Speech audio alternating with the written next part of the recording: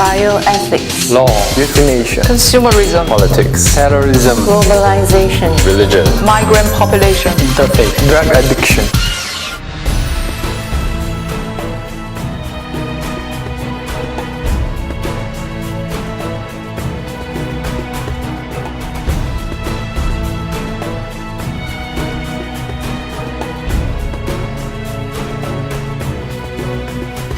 Now, modern science has helped us gain a better understanding of our universe and improve our conditions of living. On the other hand, many people have the impression that modern science threatens the Christian faith. Many Christians wrestle with these questions. For example, how should Christians respond when their friends tell them that belief in God is based on ignorance, to be replaced when they have more scientific knowledge? How should parents respond when they watch documentaries with their children and are told that the universe began with the Big Bang 13.8 billion years ago? How should students respond to teachers who tell them that Darwinian evolution has disproved the Bible? Now, not only Christians wrestle with these questions, non-Christians also wrestle with them as well. So the late ex-Prime Minister, Mr. Lee Kuan Yew, in one of his books, he has written this. He says, I won't call myself an atheist. I neither deny nor accept that there is a God. The universe, they say, came out of the Big Bang. But human beings on this earth have developed for the last 20,000 years and into thinking beings and are able to see beyond themselves and think about themselves. Is this the result of Darwinian evolution? Or is it God? I do not know. So I do not laugh at people who believe in God, but I do not necessarily believe in God nor deny that there could be one. Okay. So these are important questions, and many people wrestle with them, Christians and non-Christians. And therefore it's important to know how to approach these questions. Now in my book, I address these questions in 7 chapters. The first chapter concerns different ways of relating science and Christianity. The second chapter talks about, is science the only way to knowledge? In chapter 3, I addresses whether belief in God is based on ignorance. And here I answer that it is not based on ignorance, it's based on good reasons. And these reasons can be expressed in the form of the Kalam Cosmological Argument, as well as the Teleological Argument. I'll explain this later. Okay? And having shown that there are good reasons to believe in God, I then answer the question whether belief in God hinders the progress of science. Is it the case that, okay, once we know that God created the universe, we can stop studying science, we really have to answer, we don't need to study science anymore? Again, I answer in the negative. I say that belief in God does not hinder the progress of science. Now, if that's the case, then why is it that many people think that there is a conflict between science and Christianity? So we need to learn from the mistakes that Christians have committed in the past. Okay, this I address in chapter 5. And then I conclude this book by addressing 2 very important issues in the contemporary debate. The first being the age of the universe and dinosaurs. How old is the universe? How old is the Earth? Okay? And I also address the controversial issue of creation and evolution. Okay, so this is an overview of my book. Now let's start with chapter 1. Okay, in chapter 1, I introduce different models of relating science and Christianity. The first model can be called the irreconcilability model, or the conflict model, which basically says that science and Christianity are in conflict. Okay? When science progresses, it can replace religion. You don't need religion anymore. So these are always at war. Okay? This is the warfare model. And the second model is called the independence model, which says that science and religion, science and Christianity, they belong to different realms of knowledge. So science concerns facts. Religion, Christianity concerns moral values. They don't overlap, so they are totally separate. Okay, this is the second way of thinking about science and Christianity. Now, the third way of thinking about it is called the reconciliation model. Now, this model points out that Christianity does not just talk about morals only, right? The Christian Bible also talks about the universe having a creator. Okay, the Christian Bible also says that the universe has a beginning, right? The first verse of the Bible says, in the beginning God created the heavens and the earth. And the Bible also says that God's invisible attributes can be seen through understanding the creation. Romans chapter 1 verse 20. Okay, so, and therefore, proponents of this model would say that if you study the Bible correctly, if you interpret it correctly, and if you study the natural world correctly, these two should be reconcilable. They should be able to reconcile. They shouldn't be in conflict. Neither are they totally separate. They can be reconciled. Okay. So this is the reconciliation model. Now, I personally hold on to the third model. I think that I hold the reconciliation model. And in my book, I point out that this model, in fact, has been affirmed by some of the greatest scientists in the history of science. Okay. Now, looking all the way back to the rise of modern science, okay, back to the 16th century, where Johannes Kepler, the father of modern astronomy, and we have Blaise Pascal, hydrostatics, Robert Boyle, the father of modern chemistry, Isaac Newton, everybody knows about him, father of modern physics. All these who's who of modern science, some of the greatest scientists in the world, these people who have contributed greatly to the progress of science. Many of these people are devout Christians. They are devout Bible-believing Christians. And they do think that science and Christianity can be reconciled. And even today, we have eminent scientists who are Christian. Okay, so, for example, the geneticist Francis Collins, the Cambridge physicist John Polkinghorne, and the Harvard astronomer Owen Gigery. Okay. So I have given many examples of eminent scientists who are Christians. But we also know that there are eminent scientists today who are not Christians. They are atheists. Okay? So we want to know what is the reason why they find it so difficult to believe in God, why they don't believe in God. Okay? So in chapter 2, I address their reasons. Okay? Now, when we read their writings, we realize that many of these atheists, they hold to the view that anything that can be known must be known scientifically. Okay? So for them, science is the only way to knowledge. If you want to know anything, you must be able to prove it scientifically. Okay? So this kind of view is called scientism. Okay? Now we must pay attention that the fact that scientism is actually not science. Okay? It's a philosophical view about science. Okay, it's saying that everything about nature, everything about reality must be known scientifically. Okay, so it's a philosophical view that relates reality to science. Okay, it's not science itself per se. Now, the word science has a variety of meanings. According to a wider definition, any discipline within the academy or the university could in principle be called science. Okay, there's a wider definition. But for those atheists who oppose to religion, people like Richard Dawkins, they typically hold to a narrow definition of science, which is a systematic study of the natural world through observation and experimentation. So for these people, they would say that God is not something that you can be shown to exist by experiments, right? You cannot put God in the test tube. You cannot do any experiment to show that God exists, and therefore we cannot. There's no good reason to know whether God exists or not. Okay, because for them they think that everything that can be known must be known scientifically, and there's no way to know whether God exists scientifically or not. Okay, so they think that there's no good reasons to believe that God exists. Okay, and so they hold to this view called scientism. Now let's think critically about scientism. Okay. Now, as I pointed out earlier on, scientism is actually not science. It's a philosophical view of science and reality. And in fact, many scientists don't hold to scientism. There are atheist scientists who hold to it, but there are also atheist scientists who reject it, and of course, Christian scientists will reject this view as well. So scientism does not represent the view of all scientists. It only represents the view of a certain group of scientists. And in fact, it's a fallacious view. It can be shown to be false. Okay. Well, first of all, we can point out that science is a great way of knowing. However, science cannot exclude the existence of entities which by their nature cannot be detected by the scientific method. Okay. So God is not supposed to be a natural entity that you can put into test tube to test. God does not behave in that way. Okay. So it will be fallacious to try to detect God by the scientific method, because God by his own nature, very nature, cannot be detected by the method. Okay? And so science has its limitations. Okay? It cannot exclude the existence of entities which cannot be detected by the scientific method. And moreover, science itself is based on certain philosophical principles. Okay? This is the second point. Okay?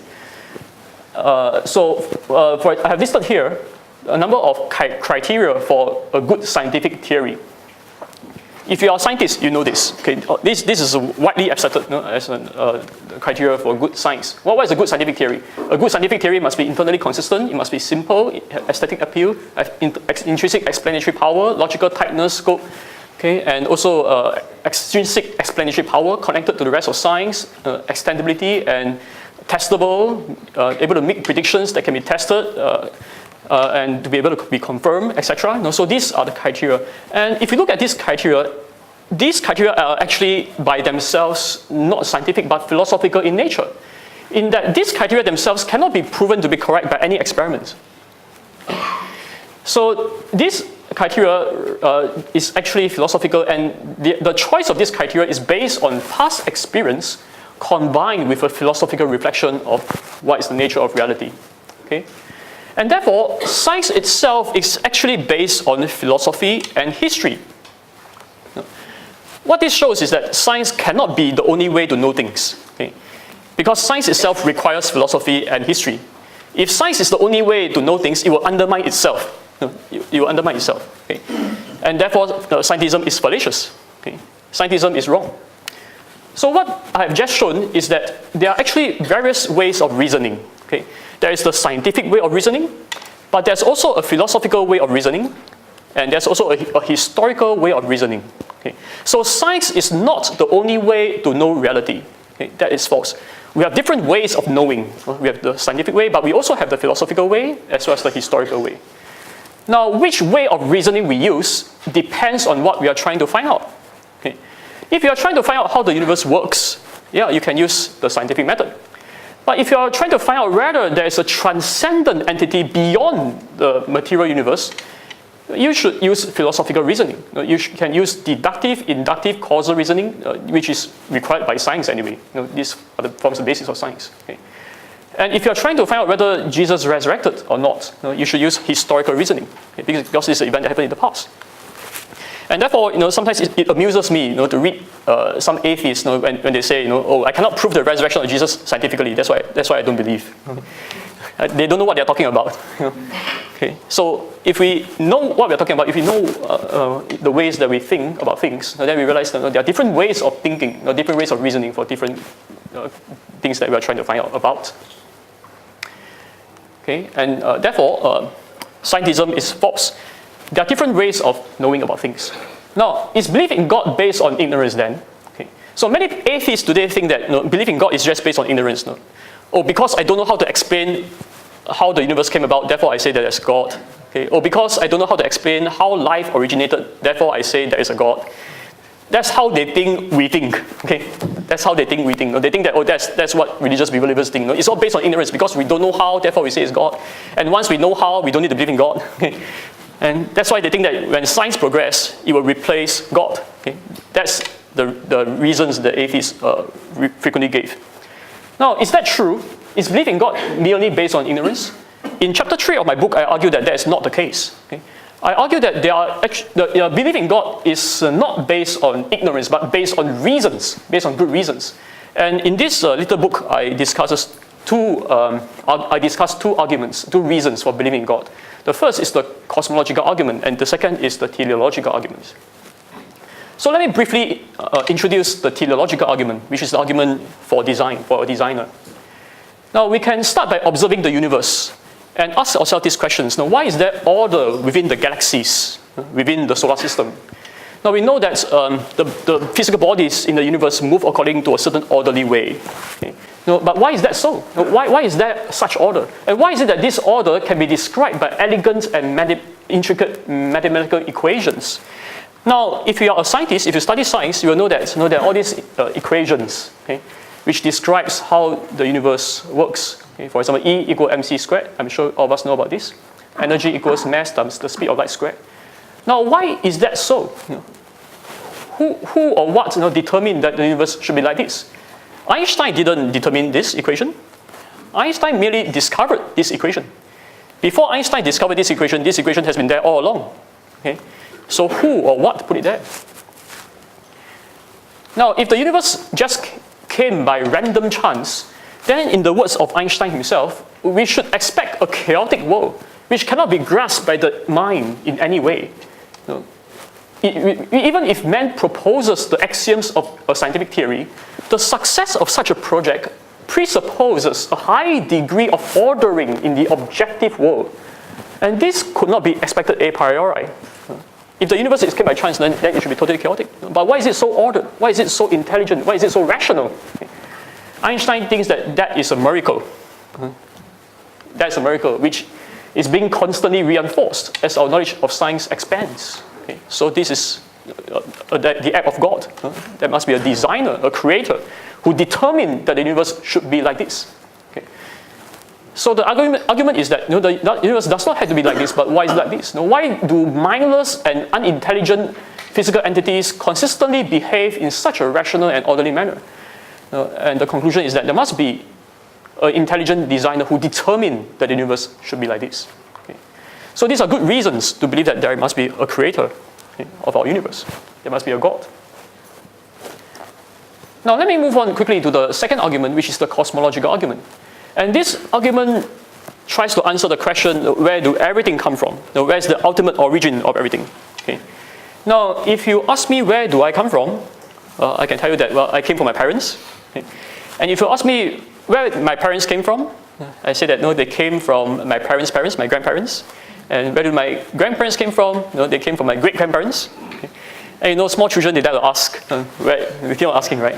Where did I come from? Where did I come from? They want to find out the bottom of things. Now, if you keep asking, we can go all the way back, okay, to where did the first human come from? Where did the first life came from? Where did the Earth come from? Where did the solar system come from? And where did the universe come from? And if you say that the universe came from the Big Bang, then where did the Big Bang come from? You can keep on asking that. Okay. And what we want to find out is whether there can be an infinite regress. Okay.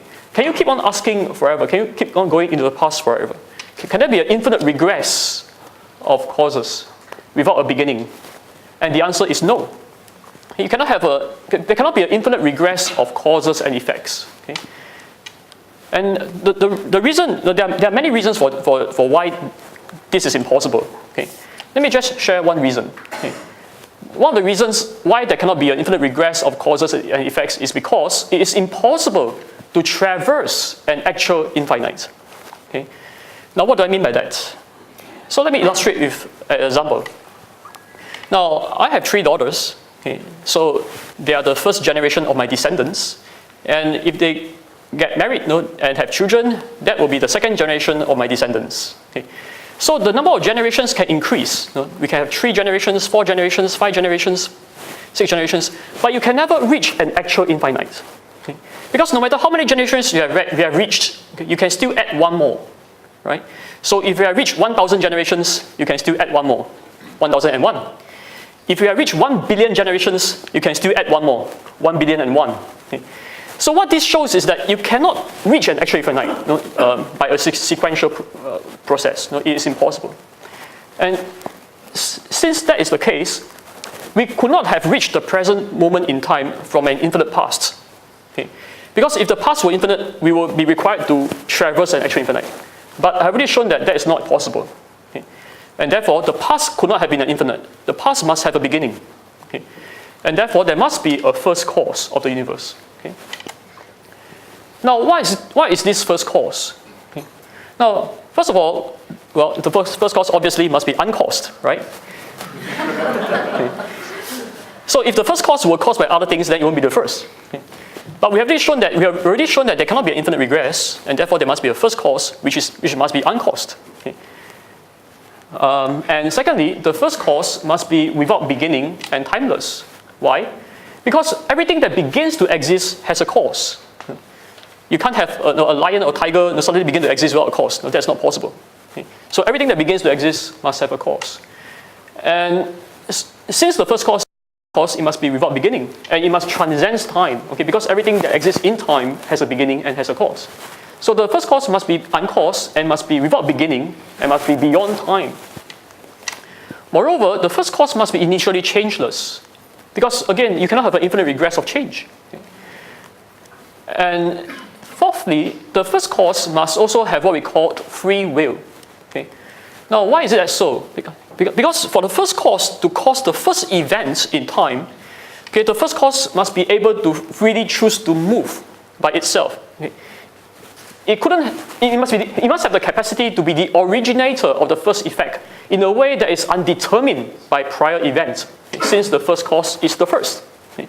So it must be able to initiate change by itself, and it must also have the capacity to prevent itself from changing, for otherwise the first cause would not have been initially changeless. And this capacity to initiate change and to prevent itself from changing describes what philosophers call libertarian free will. It must have free will. It must be able to choose to move and able to choose not to move. Okay? This is refrain from moving. So this is what philosophers call free will. So it must have free will, and since everything that has free will is a personal agent, the first cause must be a personal agent too. And moreover, the first cause must have been highly intelligent, okay? Because the first cause is the source of the order of the universe, which can be described by elegant and intricate mathematics, which we have described earlier on. And finally, the first cause must also be enormously powerful and the ultimate source of all things in the universe, okay? Because the first cause is the first. And therefore, what you have here is a first cause that is uncaused, without beginning, timeless, has free will, highly intelligent, and the ultimate source of all things, and highly powerful. What do you call that? God. Yes. Yeah. My children know that too. They can also answer, yeah, God. There must be a God. Okay. And therefore, a God must exist. There must be a God. A personal creator of the universe must exist. Otherwise, the universe wouldn't have existed. Otherwise, we wouldn't be here. Okay, to talk about God. And so you can prove that a God must exist.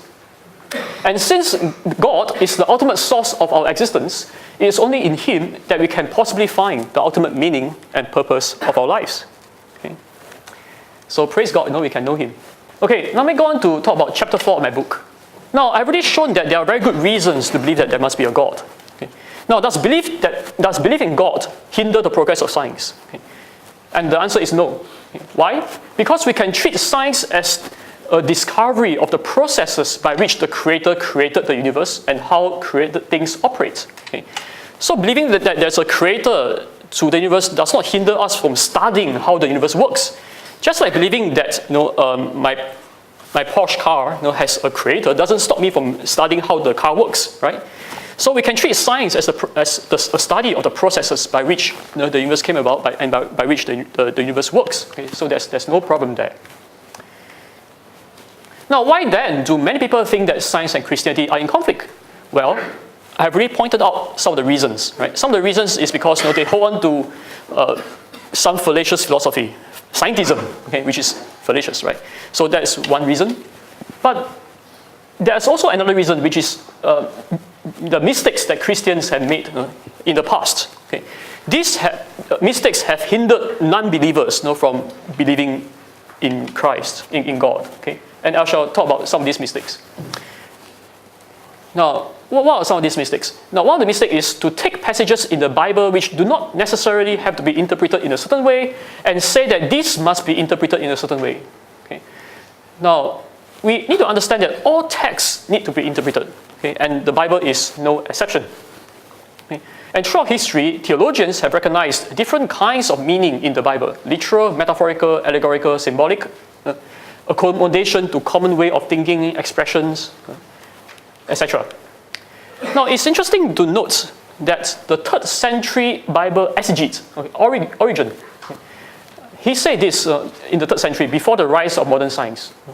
He says that for that has understanding will suppose that the 1st, 2nd, and 3rd day and the evening or morning of Genesis chapter 1 existed without the sun and the moon and the stars.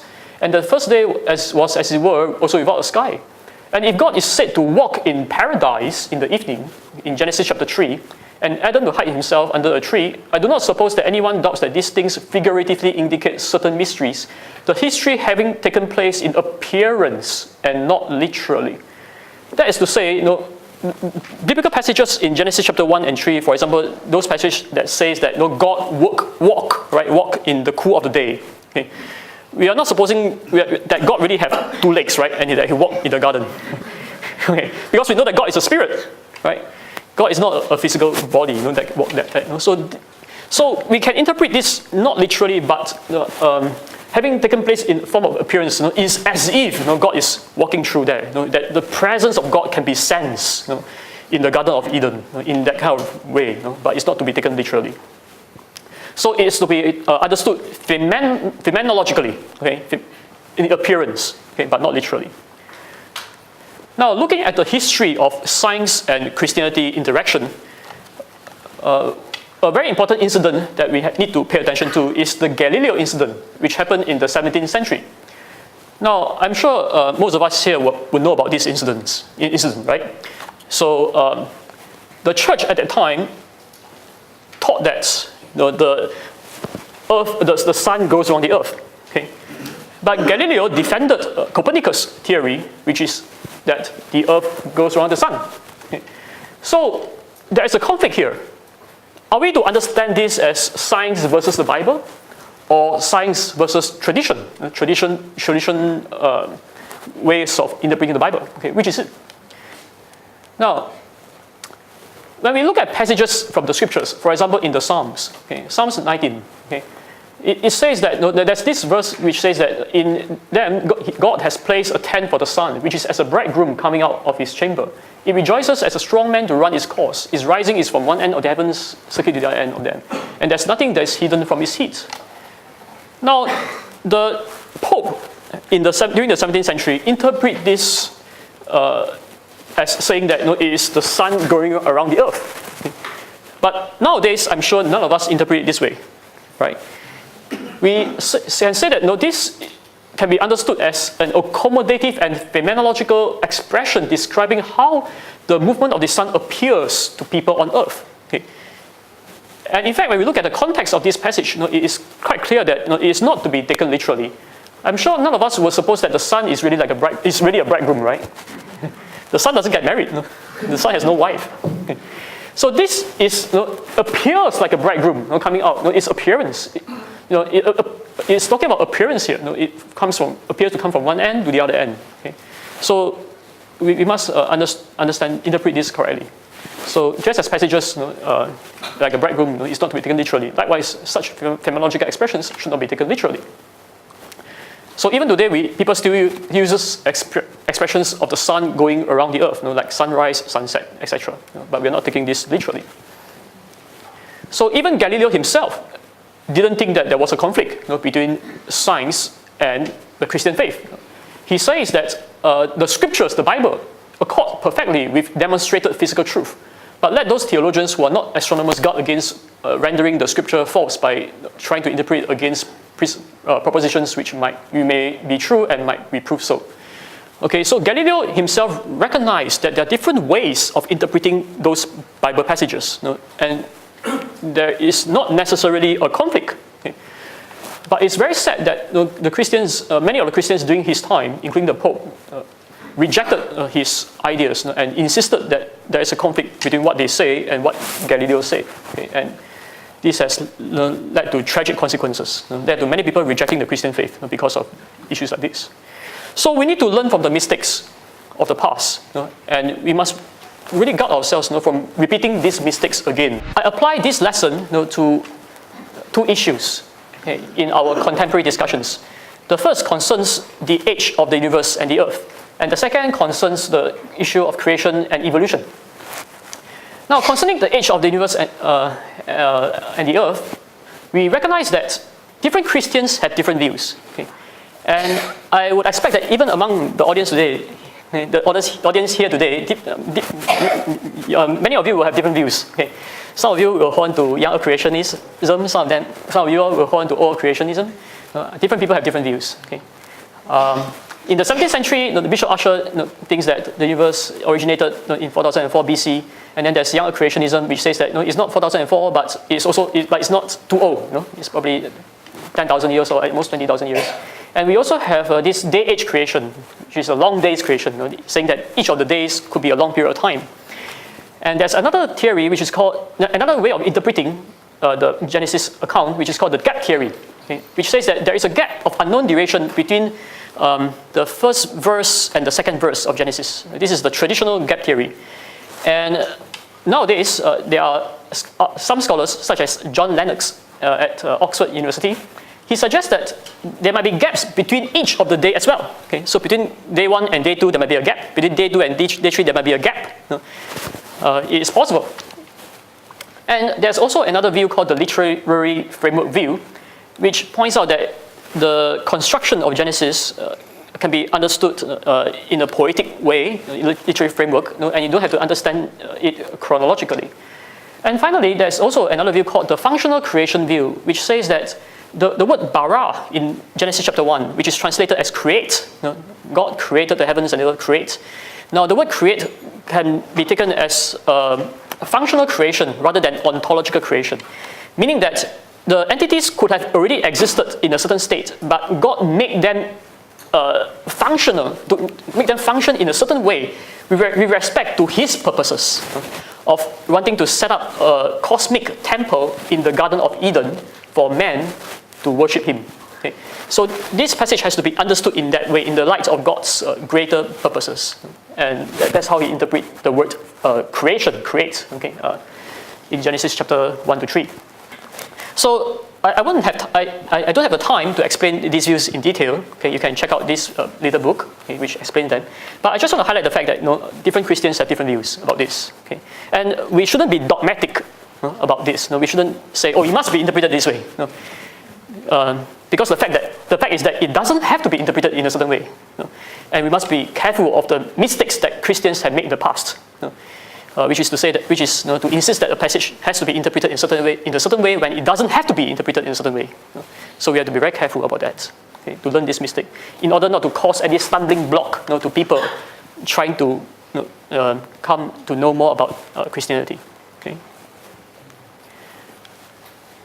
Now, a very important point that we need to pay attention to is that Genesis chapter 1 to 3 is not intended to be a complete account of everything about creation.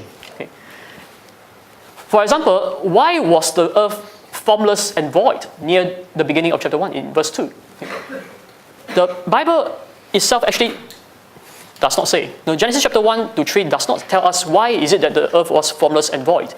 Now, in the original Hebrew, formless and void means to be functionless, without function, not fruitful. So it is not a desirable state. Okay. But why was the earth like that? Would God have created a fruitless, unfruitful earth, a functionless earth? Or could there have been some events that took place before that? Okay. Maybe the fall of the angels. That could be possible. I'm not saying that it must be that way, but it could be possible. But whatever the case, the Bible doesn't really tell us, okay, in the opening chapters of Genesis. And again, why was the snake evil? Okay. Now, the snake appeared in chapter 3. And now we know that the snake symbolizes the devil, Satan. Okay. Some people take the snake literally, some people don't take the snake literally. But whether you take it literally or not, the Bible does not tell us why was the snake evil? Why was the snake a deceiver? We know from other chapters in the Bible, in Revelation chapter 12, it tells us that the serpent, right, was Satan, the devil. But this answer was not revealed in the opening chapters of Genesis. It doesn't tell us. So within the text of the scriptures itself, we notice that Genesis chapter 1 to 3 is not intended to be a complete account of everything. And therefore, concerning the details of how God created the universe, for example, how much time He actually took, different interpretations are possible. And different gaps are possible. There could be gaps in between the verses or the days. These are all possible because it's not a complete account of everything. But these different interpretations do not affect the main message of the text, which is that God is the creator. And that He was behind each step of creation. And thus, humans should not worship created things. We shouldn't worship the sun, the moon, the stars, because these things are not gods. These things are made by God. And we should worship the Creator Himself, because He alone deserves to be worshipped. And He also has a special plan for humanity. Okay? So this is the main message, the core message of the opening chapters of Genesis. And we can understand them perfectly well, okay, without having to bother too much about how long does God take, all this, because those are not the main message of the text. Okay. So different interpretations of Genesis 1 does not affect us understanding the main message of the text. Now, finally, I end my book by discussing about creation and evolution. Now, this is a highly controversial issue. Okay? It's hotly debated in many parts of the world today. Because some Christians do believe that God could have created biological life using the process of evolution. Okay? Now, in order to understand why that is so, we need to understand that the word evolve, evolution, these words can have different meanings. Okay? Now, it can mean biological change over time, which nobody denies. There is definitely biological change over time. It can also mean the life forms today came from earlier ones. It can also mean genetic variation and natural selection, okay, which is commonly called macroevolution. Okay. So the fact that there's some adaptation going on in species. Now again, this nobody denies, right? We all agree that there are some adaptive changes, okay, in living organisms, okay, involving the process of genetic variation and natural selection. Now what is controversial is the fourth and the fifth point. Okay? The fourth meaning of the term is referring to the process involving the mechanisms of genetic variation and natural selection by which the present diversity of plant and animal life arose from a common ancestor, from a simple life form evolves and results in the present diversity of life forms. Okay? So this is known as macroevolution. And then there is also what is called naturalistic evolution or theistic evolution, which is the view that the universe and all life came about without God. Okay. Now, it is important to note the distinction between 4 and 5. Okay. Because many people today think that evolution equals to atheism. Many people think that that is the case. But actually, that is not the case. Okay. Because there's a difference between 4 and 5, okay, which we need to pay attention to. 4 by itself does not say whether there is a God or not. It could be that there is a God who uses the process involving mechanisms of genetic variation and natural selection to bring about the present diversity of life. Okay.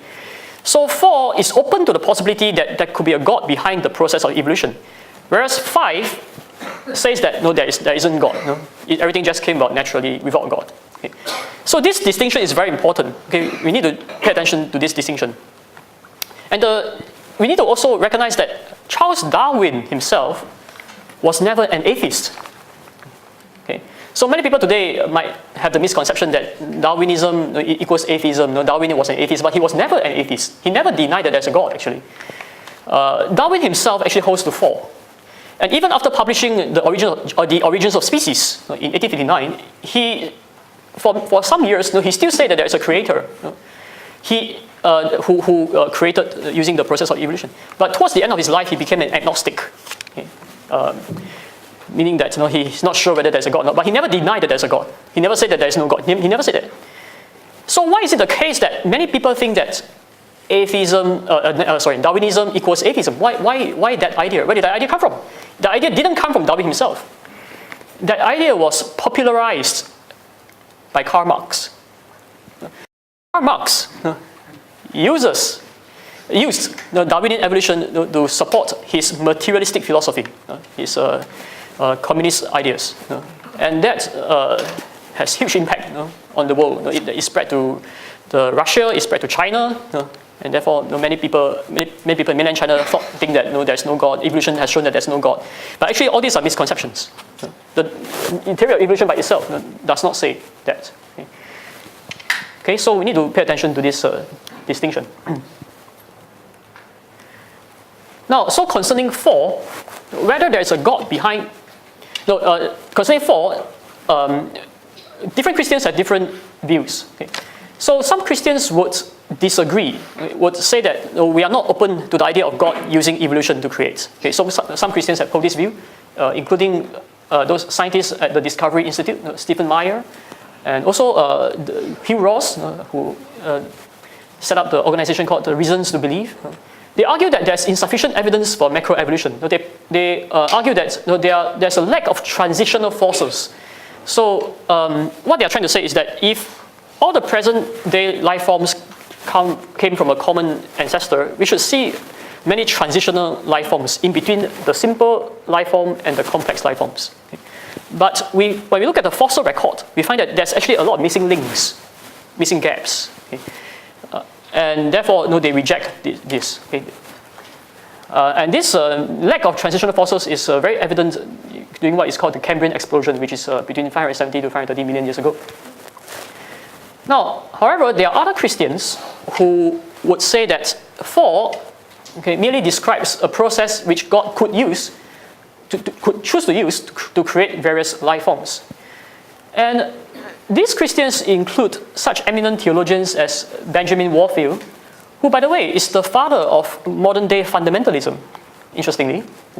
Because we know that modern-day fundamentalist Christians reject evolution very staunchly. But Benjamin Warfield himself was open to evolution. Okay? He defended the inerrancy of Scripture very passionately. And in more recent times, we have C.S. Lewis, whom I'm sure all of you know, one of the most popular Christian writers and apologists. And John Stott, one of the most eminent biblical scholars. Alistair McGrath, J.I. Packer, John Walton, N.T. Wright, Tim Keller. William Lane Craig is open to the possibility of evolution too. He says that on theological grounds, it is possible. Although he himself is skeptical about evolution on scientific grounds. But that's a different issue.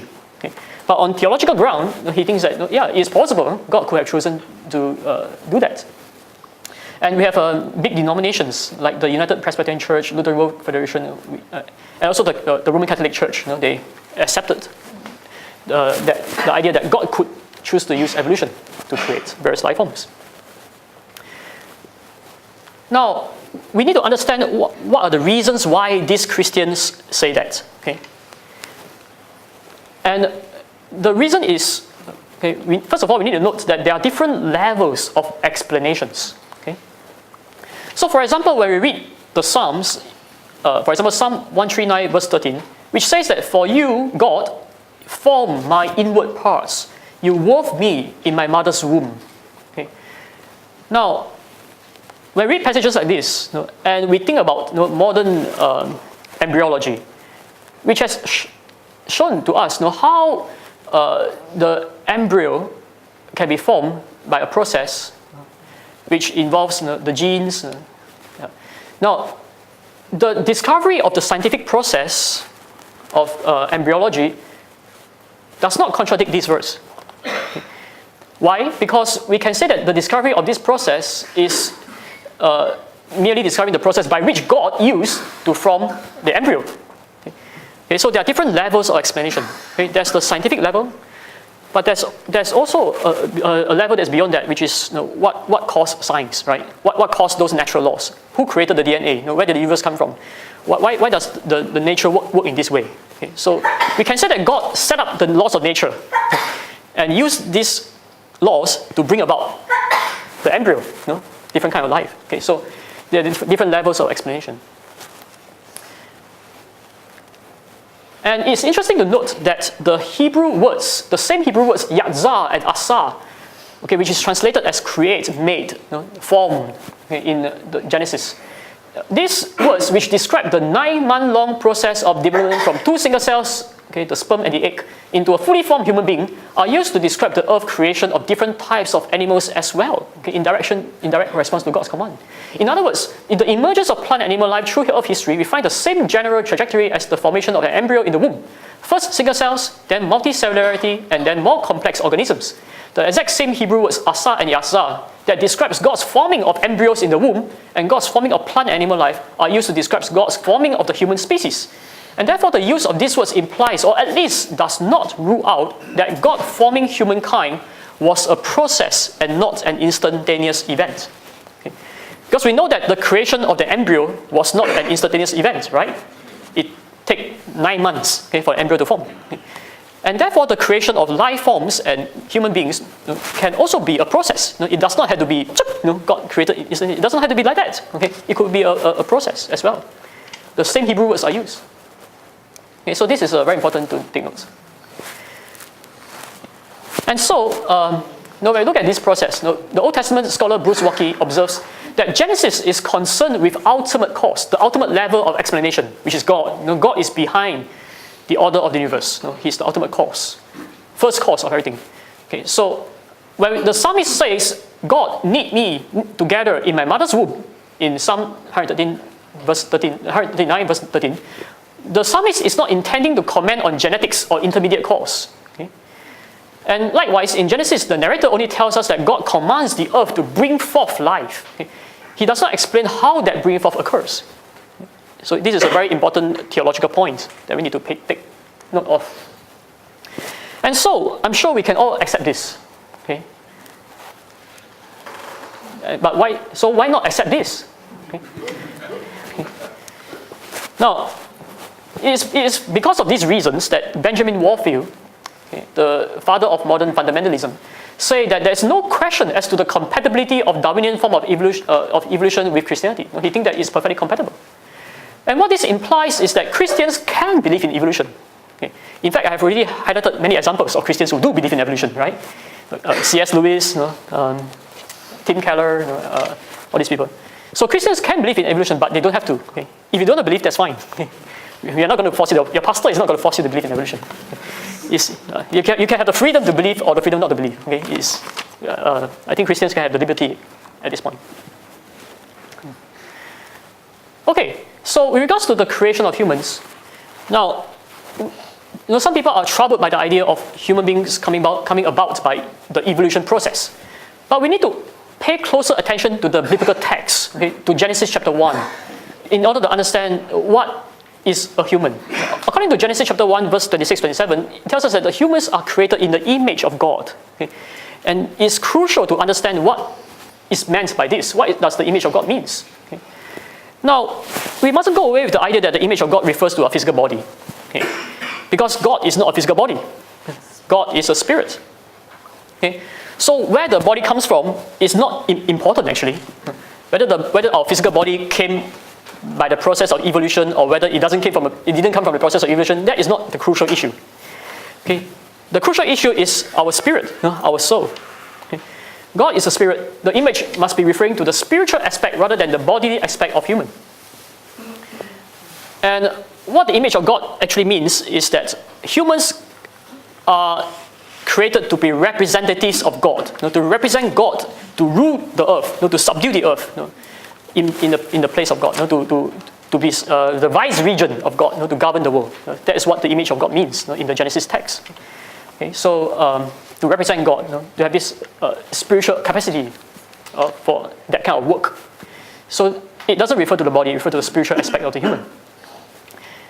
Now, Genesis chapter 2 verse 7 says that God formed the man of dust from the ground. Okay. Now, in the past, I used to interpret this verse as saying that God took up the dust and then become a living being. Okay. It was an instantaneous process. And I think many Sunday school textbooks, when they draw pictures, they draw it that way. As if God forming dust, like making a stand dust, and then They try to use pictures, pictorial form, to describe that process. But actually, this kind of description, God forming the dust and then instantaneous, this kind of description, this kind of pictures is not what the Bible says. The biblical text does not say that it is created in that way. That is not biblical actually. Because when we look at the Bible, first of all, we understand that dust from the ground refers to the composition of the body, okay, not the process by which it's formed. And the word form, I mentioned earlier on, in the original Hebrew, yatzah, okay? Yatzah, which, as I explained earlier on, can refer to a process. It doesn't have to be an instantaneous event. Okay? It could be a process. How long? We don't know. Okay? But it could be a process. Okay? So, whatever the case, the word yatzah does not specify the process of formation. Okay? So it could be evolution, it could be not evolution, we don't know. But it's open to the possibility of evolution. Okay? It doesn't reject the possibility. Now, many Christians are concerned about the phrase "according to their kinds" in Genesis chapter 1. Okay? It says that God created the living things according to their kinds. Doesn't this imply a fixity of species? God created tigers, God created lions. Tigers remain tigers, lions remain lions. According to their kinds. Does it imply fixity of species? Actually, it doesn't. What this phrase means, in the original Hebrew, lemim, okay, is the phrase, okay, lemim. Now, lemim can be understood as saying that God created various biological life forms following the kinds which He has planned. According to various kinds, two kinds, create two kinds. So God created various kinds. Okay. So the Old Testament scholar Richard Hess at Denver Seminary, he says that this phrase simply say that God created various biological life forms, but it does not specify the process of creation, nor does it exclude the possibility that God could allow certain creatures of a particular kind to evolve into another kind, so as to bring about various kinds of creatures which He has planned. Okay. So again, it does not exclude the possibility of the evolutionary process. So what I have argued so far is that the biblical text actually does not exclude the possibility of evolution. And therefore, for us Christians, when we approach this text, I think we must be open to different possible interpretations. We must be charitable, okay, to some Christians who might want to embrace evolution. We shouldn't say that they are heretics. We must be charitable to these Christians. People like Tim Keller, C.S. Lewis, we don't want to say that they're heretics. John Stott. So I think we must be charitable. I think we shouldn't be dogmatic, okay, about any particular interpretation. We need to be open to different possibilities, okay, because the text itself does not demand that we must embrace any particular view. Okay? So there are different possibilities, and we must also be careful about the lesson of history, which has taught us not to be dogmatic when the text itself does not require us to be dogmatic. Having said that, okay, I want to point out that evolution cannot account for the origin of the universe, the origin of the order of the universe, as well as the origin of life. Okay? So evolution cannot be a complete story of how everything came about. Right? Because evolution only tells us how living creatures can evolve from a simpler life form. It does not tell us where did the first life came from. And it also doesn't tell us how could the first life came about. Because in order for the first life to came about, the universe must already exist, right? And the universe must have certain order, okay, in order for natural selection to be even possible. Where did that order come from? Where did the universe come from? So we are back to the issue of first cause. Where did everything come from? And I've already shown that there are good reasons to believe that there must be a first cause who is an uncaused, beginningless, timeless creator. Okay, so whether someone accepts evolution or not, he cannot escape from the conclusion that there must be a creator of the universe, and who also designed the laws of the universe in order for life to be possible in this universe. Okay? So the conclusion of a creator cannot be avoided by evolutionary theories. Okay? So whether there is evolution or not, there must be a God. Okay, there must be a God. Okay? That's the point. Okay? And in fact, the origin of life is such a huge problem for naturalistic evolution that Anthony Flew, who was one of the most eminent atheist philosopher of the 20th century, for 40 over years, he tells students all around the world that there is no God. There's no God. Okay? But in 2005, he changed his mind. And he says that, yeah, okay, I finally come to believe that there must be a God. And the reason why is because he chose to pay closer attention to the issue of the origin of life. Where did the first DNA come from? Where did the first functional DNA come from? That, in order for that to come about, he explained that what I think is that the DNA material has done is that it has shown by almost unbelievable complexity of the arrangement which are needed to produce life, that